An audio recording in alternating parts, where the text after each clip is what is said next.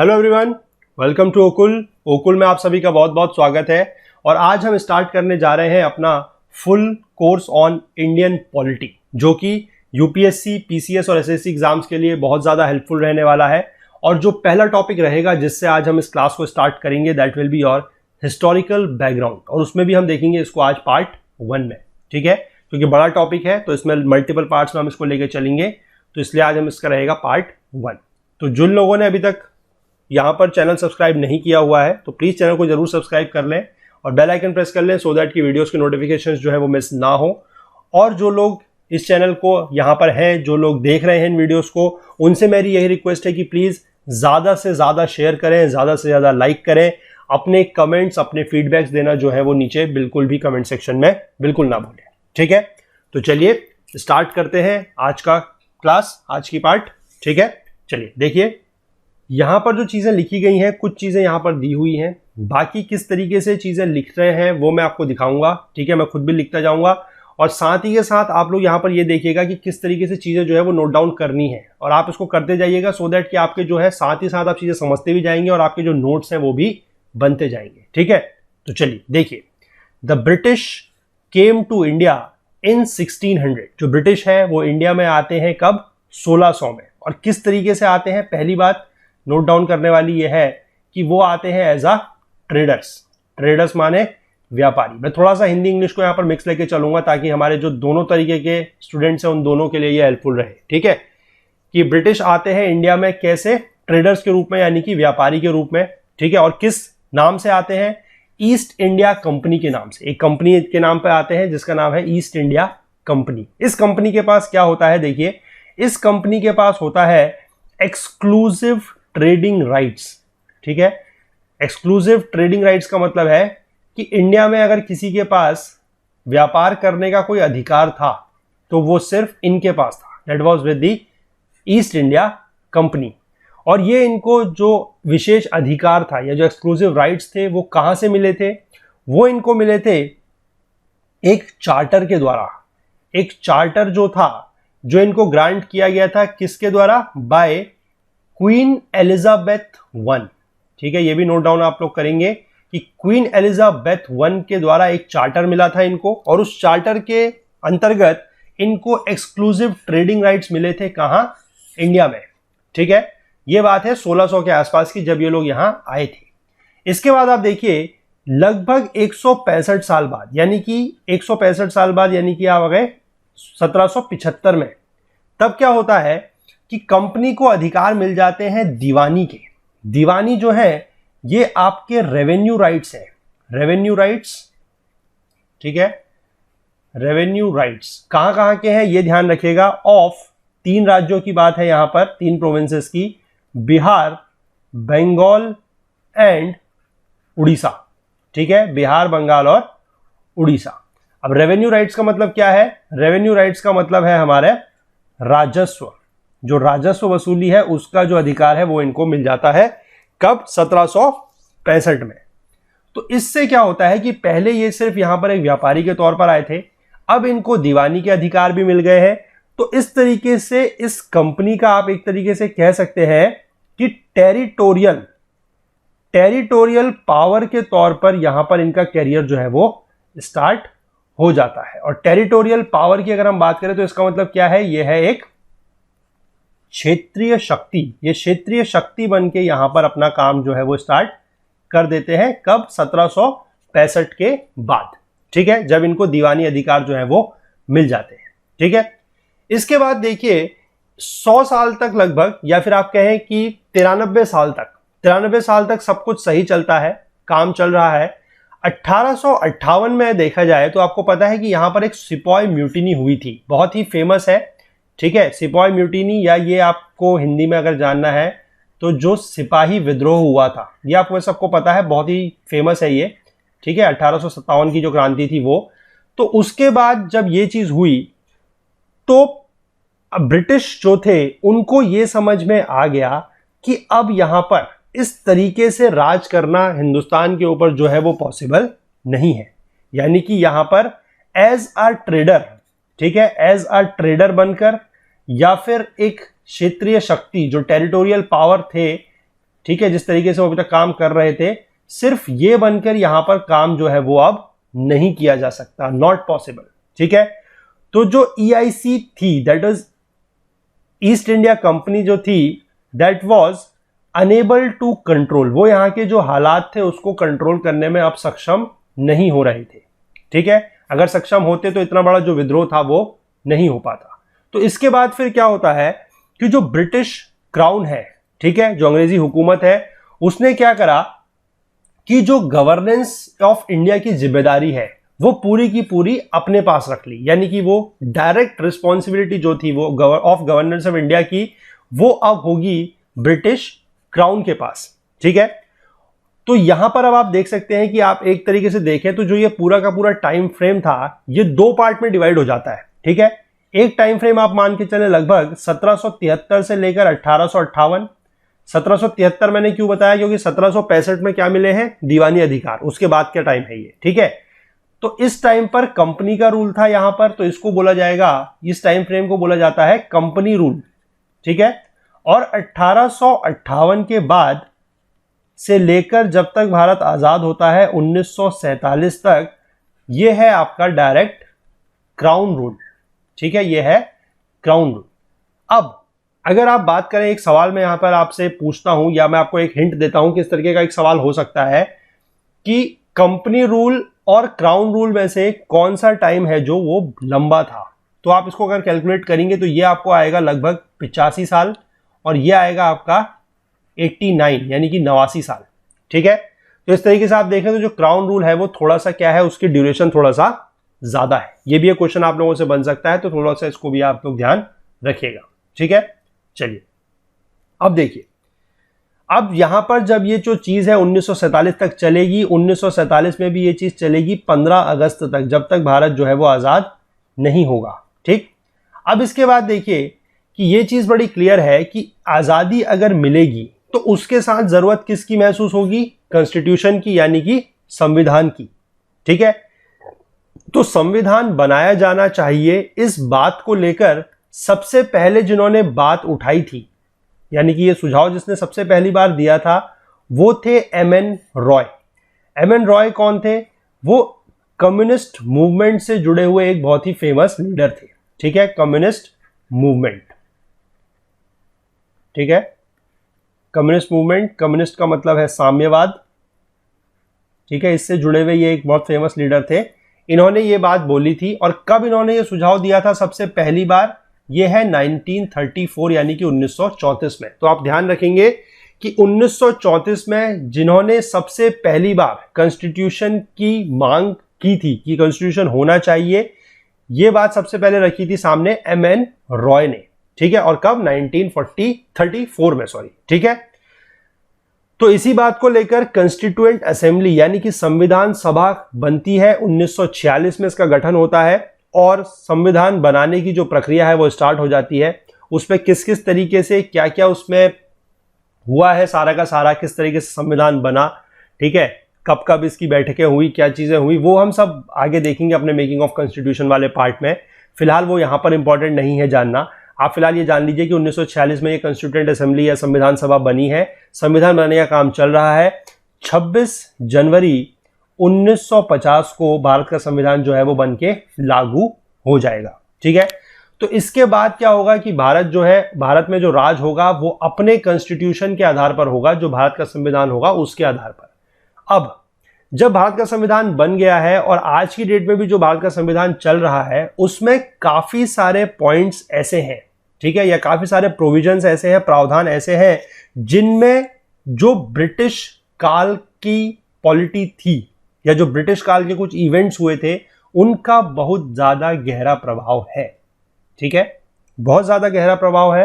तो वो क्या क्या एक्टिविटीज, क्या क्या इवेंट्स थे, उन्हीं सबको अब हम देखेंगे नीचे के सेक्शन में अपने क्रोनोलॉजिकल ऑर्डर में, यानी कि क्रमवार तरीके से वो सारे के सारे इवेंट्स, सारे के सारे एक्टिविटीज जो भी हुई हैं, जिनका आज की डेट के इंडियन पॉलिटी पर गहरा असर है, या मैं कहूंगा कि एक बहुत ज्यादा इन्फ्लुएंस है, वो अब हम देखते हैं। ठीक है, चलिए, तो सबसे पहला जो आ जाता है, हम बात कर लेते हैं सबसे पहले starting with the company rule 1773 से 1858। ठीक है, 1773 से 1858। इसमें जो सबसे पहला एक्ट है that is your regulating act of 1773, 1773 का रेगुलेटिंग एक्ट। ठीक है, इसमें देखिए इस एक्ट की सिग्निफिकेंस क्या है ये हम जानते हैं पहले, और उसके बाद इसकी विशेषताएं या फीचर्स क्या है वो जानेंगे। ठीक है, पहले देखिए सिग्निफिकेंस ये है कि it was the first step taken by the British government to control and regulate the affairs of the East India company in India. ठीक है, कि ईस्ट इंडिया कंपनी के जो अफेयर्स थे यानी कि जो उनके कार्य थे उनको ब्रिटिश गवर्नमेंट ने क्या किया, दो काम किए हैं, ध्यान रखिएगा। पहला है कंट्रोल, कंट्रोल करने का मतलब होता है नियंत्रण करना। ठीक है, इनके ऊपर नियंत्रण करना। और दूसरा है रेगुलेट, रेगुलेट का मतलब है नियमित करना। तो ये दोनों के दोनों काम जो है किए थे, और पहली बार जो वो काम किए गए हैं ये किए गए हैं रेगुलेटिंग एक्ट ऑफ 1773 के अंतर्गत, पहली चीज। ठीक है, दूसरा काम जो किया वो भी पहली बार हुआ है, recognised for the first time the political and administrative functions of the company. तो कंपनी के जो पॉलिटिकल फंक्शंस हैं, पॉलिटिकल फंक्शंस मतलब जो उनके राजनीतिक कार्य थे, ठीक है, राजनीतिक कार्य, और जो एडमिनिस्ट्रेटिव फंक्शंस थे यानी कि प्रशासनिक कार्य, इन दोनों के कार्यों को क्या किया गया है, पहली बार रिकॉग्नाइज किया गया है या इनको मान्यता मिली है। ठीक है, इट गॉट रिकॉग्नाइज्ड पहली बार। किसके एक्ट में, कौन सा एक्ट है, ध्यान रखिएगा, रेगुलेटिंग एक्ट ऑफ 1773। दूसरी चीज यह है जो इसमें और भी हुई है, वो यह है कि it led the foundations of central administration in India. Central administration का मतलब हो जाता है केंद्रीय प्रशासन, कि भारत में केंद्रीय प्रशासन की जो स्थापना है, ठीक है, या उसकी जो नींव रखी वो भी इसी एक्ट के तहत रखी गई है। ठीक है, केंद्रीय प्रशासन की जो नींव रखी गई है वो भी इसी एक्ट के तहत रखी गई है, that is your regulating act of 1773, 1773 का रेगुलेटिंग एक्ट। तो तीन इसके सिग्निफिकेंस हो गए। पहला यह है कि ईस्ट इंडिया कंपनी के जो अफेयर्स हैं, जो कार्य है, उनको कंट्रोल किया गया है और रेगुलेट किया गया है for the first time bye the British government. दूसरा है कि कंपनी के ही जो पॉलिटिकल और एडमिनिस्ट्रेटिव फंक्शंस हैं यानी कि राजनीतिक और प्रशासनिक कार्य है, उनको पहली बार रिकॉग्नाइज किया गया है या उनको पहली बार मान्यता मिली है। और तीसरा यह है कि सेंट्रल एडमिनिस्ट्रेशन यानी कि केंद्रीय प्रशासन की जो नींव है वो भी पहली बार यहीं पर रखी गई है। ठीक है, चलिए, तो ये पहला एक्ट है। अभी जैसे जैसे हम इसमें एक्ट्स में आगे बढ़ते जाएंगे हम ये देखते जाएंगे कि किस तरीके से जो है चीजें जो है वो चेंज होती जाएंगी। ठीक है, इसीलिए आप जो पीछे को हम पढ़ रहे हैं उसको ध्यान रखिएगा। ठीक है, तो ये तो पहली बात हो गई, ये थे इसके सिग्निफिकेंस। अब हम बात करेंगे कि विशेषताएं क्या थी इस एक्ट की, वो है फीचर्स। ठीक, देखिए सबसे पहले क्या था कि हमारे पास 3 प्रेसिडेंसियां हुआ करती थी जो कि फेमस थी। कौन कौन सी, एक है बंगाल, दूसरा है मद्रास और तीसरा है बॉम्बे। ठीक है, बंगाल, मद्रास और बॉम्बे, इन तीनों में जो गवर्नर हुआ करते थे उन तीनों के पास बराबर अधिकार थे, या मैं कहूं कि सेम अधिकार थे। ठीक है, लेकिन इस एक्ट के तहत क्या किया जाता है कि जो गवर्नर ऑफ बंगाल हैं उनकी पावर को बढ़ाया जाता है, उनको ज्यादा पावर दी जाती है और उनको बना दिया जाता है गवर्नर जनरल ऑफ बंगाल। ठीक है, तो सवाल आपसे पूछा जाएगा कि गवर्नर ऑफ बंगाल को गवर्नर जनरल ऑफ बंगाल बनाया गया है किस एक्ट के तहत, तो ध्यान रखना है रेगुलेटिंग एक्ट ऑफ 1773 के तहत। ठीक है, एक काम तो ये करा, पहले तो मतलब इन तीनों में से बंगाल की पावर बढ़ाई, और फिर क्या किया कि मद्रास और बॉम्बे के जो गवर्नर थे उनको इनके सबऑर्डिनेट बना दिया गया। ठीक है, एक काम ये भी किया, उनको बना दिया गया इनका सबऑर्डिनेट, या फिर ये कहा जाए कि इनके अधीन। अब इनकी जो पावर्स हैं वो बंगाल के गवर्नर जनरल से कम होंगी। ठीक, और एक काम और किया गया कि एक 4 सदस्यीय 4 मेंबर्स एग्जीक्यूटिव काउंसिल, या इसको कहा जाए कि 4 सदस्यीय कार्यकारी परिषद बनाई गई, और वो कार्यकारी परिषद क्या करेगी, वो ये जो गवर्नर जनरल ऑफ बंगाल बने हैं इनको असिस्ट करेगी या इनके कार्यों में इनकी सहायता करेगी। ठीक है, तो ये आप समझ गए। अब आपको ये समझना जरूरी है कि ऐसे पहले गवर्नर जनरल जो बने हैं बंगाल के वो कौन थे। ठीक है, उनका नाम था लॉर्ड वॉरेन हेस्टिंग्स। ठीक है, इंपॉर्टेंट है, नाम याद रखिएगा कि पहले गवर्नर जनरल ऑफ बंगाल कौन थे, वो थे लॉर्ड वॉरेन हेस्टिंग्स। ठीक, चलिए आगे देखते हैं। इसी एक्ट के तहत कलकत्ता में एक सुप्रीम कोर्ट यानी कि सर्वोच्च न्यायालय की स्थापना भी की गई थी। अभी आपको पता है कि सर्वोच्च न्यायालय भारत का कहां है, दिल्ली में, लेकिन 1773 के रेगुलेटिंग एक्ट के तहत सुप्रीम कोर्ट की स्थापना की गई थी कलकत्ता में। और ये कब की गई है ये भी आपको पता होना चाहिए, 1774 में, 1774 में। ठीक है, और इसके तहत यहां पर एक चीफ जस्टिस थे और 3 अदर जजेस यानी कि एक मुख्य न्यायाधीश और 3 अन्य न्यायाधीश इसके थे। ठीक है, चलिए अगला इस एक्ट में एक और चीज दी गई है, वो ये है कि prohibited the servants of the company from engaging in any private trade और एक्सेप्टिंग प्रेजेंट्स और ब्राइब्स फ्रॉम द नेटिव्स। तो इसी एक्ट के तहत यह भी बोला गया कि कंपनी के जो सर्वेंट्स हैं यानी कि कंपनी के जो कर्मचारी हैं, अब ये कंपनी में आप भूल मत जाइएगा कौन सी कंपनी की हम बात कर रहे हैं। ठीक है, ये EIC है, ईस्ट इंडिया कंपनी। इसके जो कर्मचारी हैं उनको इस चीज की इजाजत नहीं थी कि वो किसी भी प्राइवेट ट्रेड यानी कि निजी व्यापार कर सके, पहली चीज, और वो किसी भी हिंदुस्तानी से, किसी भी भारतीय से कोई उपहार, प्रेजेंट या फिर कोई ब्राइब यानी कि रिश्वत जो है वो नहीं ले सकते थे। ये उनके लिए प्रोहिबिट था या बैन था। ठीक है, एक ये चीज भी थी। अगला इन्होंने काम क्या किया था इस एक्ट में, वो था कि strengthened the control of the British government over the company. ठीक है, कि कंपनी के ऊपर जो ब्रिटिश गवर्नमेंट का कंट्रोल था उसको बढ़ाया। और किस तरीके से बढ़ाया, देखिए इन्होंने क्या किया कि एक बॉडी बनाई, that is court of directors. ठीक है, कोर्ट ऑफ डायरेक्टर्स करके एक बॉडी बनाई। और इस बॉडी का क्या काम होगा, इस बॉडी का काम यह होगा कि भारत में जितने भी रेवेन्यू अफेयर्स के मैटर हैं, ठीक है, रेवेन्यू, सिविल एंड मिलिट्री, ठीक है, revenue, civil and military affairs जो भी है, इन सब की रिपोर्ट जो है वो भेजी जाएगी डायरेक्ट कहां, ब्रिटिश गवर्नमेंट को। और वो कौन भेजेगा, कोर्ट ऑफ डायरेक्टर्स। ठीक है, किन किन मामलों की है ये आपको ध्यान रखना है।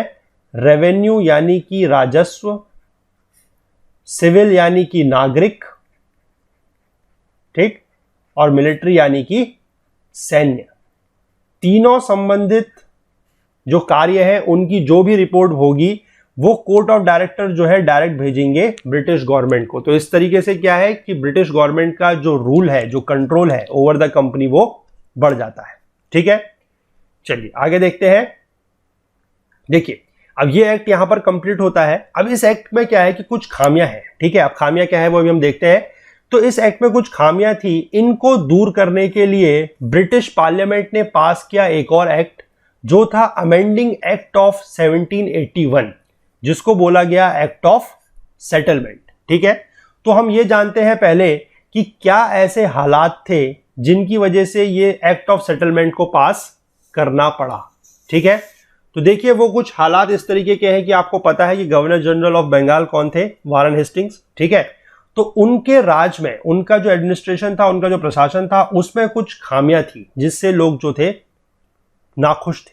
ठीक है, कुछ केसेस के नाम यहां पर हैं, ये केसेस के नाम आप नोट डाउन कर सकते हैं। ज्यादा इसमें इंपॉर्टेंट, मतलब ज्यादा इसमें डीप में नहीं पूछा जाएगा, केसेस के नाम आप सिर्फ याद रख सकते हैं। एक है पटना केस, एक है कोसी जुरा केस, ठीक है, एक है नंद कुमार केस। नंद कुमार वाले केस में ये जो नंद कुमार है इनको फांसी हुई थी। ठीक है, इन केसेस की वजह से बेसिकली जो वॉरेन हेस्टिंग्स हैं इनका बहुत ज्यादा क्रिटिसिज्म हुआ था, या इनकी बहुत ज्यादा आप कह सकते हैं कि क्या हुआ था, आलोचनाएं हुई थी। ठीक है, इनकी आलोचनाएं हुई थी। पहला तो यह मुद्दा था। दूसरा मुद्दा यह था कि सुप्रीम कोर्ट और गवर्नर जनरल की जो काउंसिल थी उनके बीच में चल रहा था बहुत बड़ा टसल। टसल का मतलब है कि एक तरीके से आप कह सकते हैं कि सामंजस्य जो था वो नहीं था। ठीक है, तो इसकी वजह से क्या था कि जो प्रशासन का बैलेंस था, जो बैलेंस ऑफ एडमिनिस्ट्रेशन था, या आप कह सकते हैं कि प्रशासन का जो संतुलन था वो बहुत बुरे तरीके से डिस्टर्ब हुआ था। ठीक है, और एक मुद्दा और था कि लोगों के पर्सनल लॉज यानी कि निजी कानूनों में किनके कम्युनिटीज के जो थे वो इंटरफेयर किया जा रहा था या हस्तक्षेप किया जा रहा था, जिसकी वजह से लोग जो थे वो खुश नहीं थे। तो ये भी एक मुद्दा था। तो ये 3 मुद्दे थे जिनकी वजह से जो एक्ट ऑफ सेटलमेंट या फिर अमेंडिंग एक्ट ऑफ 1781 था उसको पास करना मैंडेटरी बन गया था। और इसके लिए बेसिकली क्या था कि 1777 में जो आपके कंपनी के डायरेक्टर्स थे, ठीक है, अब इसको कोर्ट ऑफ डायरेक्टर से कंफ्यूजन मत कीजिएगा, ठीक है, ये कंपनी के डायरेक्टर्स हैं। जो कंपनी के डायरेक्टर्स हैं ये क्या करते हैं, ये कंप्लेंट फाइल करते हैं अगेंस्ट द सुप्रीम कोर्ट। ठीक है, क्योंकि सुप्रीम कोर्ट के साथ पंगा चल रहा था तो ये सुप्रीम कोर्ट के खिलाफ एक कंप्लेंट दायर करते हैं और ये बोलते हैं कि अब क्या है कि जो कार्य करना है वो मुश्किल होता जा रहा है, it is difficult to run the administration now. ठीक है, तो इसी चीज की पड़ताल करने के लिए एक कमेटी बनाई जाती है जिसका नाम है टाउचे कमेटी। ठीक है, एक टाउचे कमेटी बनाई जाती है कि वो एडमिनिस्ट्रेशन में के बारे में इंक्वायरी करेगा। कहां के, ये भी आप ध्यान रखेंगे, बिहार, बंगाल और उड़ीसा, ये वही 3 राज्य हैं जिनका शुरुआत में कंपनी को क्या मिला था, राजस्व का अधिकार, दीवानी अधिकार। ठीक है, तो टाउचे कमेटी बनी थी to inquire into the administration of Bihar, Bengal and Orissa. ठीक है, इसके बाद जो दूसरा एक्ट है, जो अगला सिग्निफिकेंट एक्ट है, वो है पिट्स इंडिया एक्ट ऑफ 1784। ठीक है, इसके क्या सिग्निफिकेंस है हम पहले वो देखते हैं। देखिए, पहला सिग्निफिकेंस ये है कि जो कंपनी की टेरिटरीज थी यानी कि जहां जहां पर भी कंपनी का राज था उसको पहली बार बोला गया ब्रिटिश पोजेशंस इन इंडिया, पहली बार। ठीक है, ध्यान रखेंगे कि ब्रिटिश पोजेशंस इन इंडिया पहली बार बोला गया है कंपनीज टेरिटरीज को, किस एक्ट के तहत, पिट्स इंडिया एक्ट ऑफ 1784, पहली चीज। ठीक, दूसरी चीज यह है the British government was given the supreme control over companies affairs and it's administration in India. अब देखिए कि ब्रिटिश गवर्नमेंट का, जो ब्रिटिश सरकार है, उसका कंपनी के ऊपर, जो कंपनी के अफेयर्स और उसका प्रशासन है, उसके कार्य है, उसके ऊपर जो कंट्रोल है वो और भी ज्यादा जो है वो बढ़ गया। किस एक्ट के तहत, वो हुआ है आपके पिट्स इंडिया एक्ट ऑफ 1784 के तहत। ठीक है, फीचर्स देखते हैं क्या क्या है। देखिए, अब यहां पर क्या किया गया है कि कंपनी के जो कॉमर्शियल यानी कि जो कंपनी के व्यापारिक कार्य हैं उसमें उसको, और जो कंपनी के पॉलिटिकल फंक्शंस हैं, पॉलिटिकल फंक्शंस मतलब जो राजनीतिक कार्य है, इनको बिल्कुल अलग कर दिया गया है। ये ध्यान देने वाली बात है यहां पर। ठीक है, इनको बिल्कुल डिस्टिंग्विश कर दिया गया है, बिल्कुल अलग कर दिया गया है। ठीक है, और जो कोर्ट ऑफ डायरेक्टर्स पिछले एक्ट के तहत बने थे, 1773 में कोर्ट ऑफ डायरेक्टर्स हमने देखा बने थे, जो क्या कर रहे थे, सिविल मैटर्स में, मिलिट्री अफेयर्स में और जो रेवेन्यू अफेयर्स के जो मैटर्स थे उनकी सारी की सारी रिपोर्ट भेज रहे थे डायरेक्टली किसको, ब्रिटिश गवर्नमेंट को। अब इनको क्या किया गया है, इनकी पावर थोड़ा सा कम की गई है, ये अब मैनेज करेंगे सिर्फ कॉमर्शियल अफेयर्स को, यानी कि जो व्यापारिक मसले हैं उनको ये मैनेज करेंगे। और बाकी एक नई बॉडी और बनाई जाती है जो है आपकी बोर्ड ऑफ कंट्रोल। ठीक है, बोर्ड ऑफ कंट्रोल एक नई बॉडी और है, और वो क्या करेगी, वो मैनेज करेगी अब सिर्फ पॉलिटिकल अफेयर्स, जो पॉलिटिकल अफेयर्स हैं उसको मैनेज करेगी बोर्ड ऑफ कंट्रोल। ठीक है, और बोर्ड ऑफ कंट्रोल को यह भी अधिकार दिया जाता है कि वो सुपरवाइज करेगी and direct all the operations of the civil and military government और revenues of the British possessions in India. ठीक है, तो यहां पर आप देख सकते हैं कि जो कोर्ट ऑफ डायरेक्टर्स पिछली बार बने थे 1773 के रेगुलेटिंग एक्ट में, उनकी पावर को एक तरीके से आप कह सकते हैं कि बहुत कम कर दिया गया है। वो सिर्फ अब कंपनी के कॉमर्शियल अफेयर्स यानी कि व्यापारिक मामलों को देखेंगे, और जो नई बॉडी बनाई गई है बोर्ड ऑफ कंट्रोल, उसके पास अधिकार है कि वो कंपनी के जितने भी सिविल मैटर्स हैं, ठीक है, जो मिलिट्री मैटर्स हैं वो, और जो रेवेन्यू मैटर्स हैं, उन सबको अब क्या करा जाएगा, वो इनके द्वारा सुपरवाइज किया जाएगा और डायरेक्ट किया जाएगा। किसके द्वारा, बोर्ड ऑफ कंट्रोल के द्वारा। तो आप यहां से देख सकते हैं कि जो कोर्ट ऑफ डायरेक्टर्स है उसकी पावर कम हो गई है, और जो बोर्ड ऑफ कंट्रोल है उसके पास पावर जो है वो अब ज्यादा हो चुकी है।